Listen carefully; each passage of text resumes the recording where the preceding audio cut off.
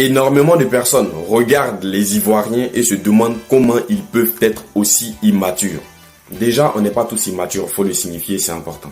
Après, il faut savoir que dans chaque pays, il y a un nombre d'illettrés, il y a un nombre de lettrés et il y a un nombre d'intellectuels. En Côte d'Ivoire particulièrement, il y a un fort nombre de lettrés. C'est-à-dire de personnes qui sont allées à l'école, ont juste appris à lire et à écrire. Ils sont tellement nombreux qu'aujourd'hui, ils ont réussi à inverser la classe des valeurs.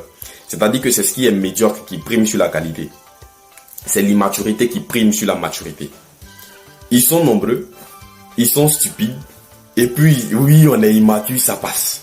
Ils ont réussi à coloniser énormément d'intellectuels. Bon, il faut pouvoir faire la nuance. Il y a énormément d'intellectuels qui se font passer pour des immatures et qui profitent de la naïveté de cette masse-là pour se faire de l'argent. On les connaît, on ne va pas mentionner quelqu'un.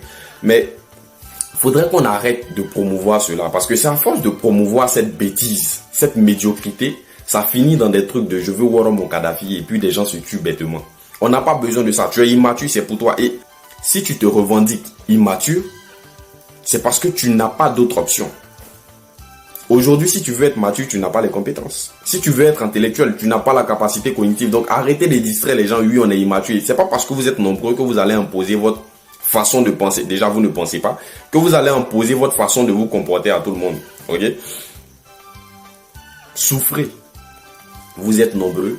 Ça ne justifie en rien que vous soyez con. Si la masse était synonyme d'intelligence, Galilée n'allait pas mourir. Bande d'enculés.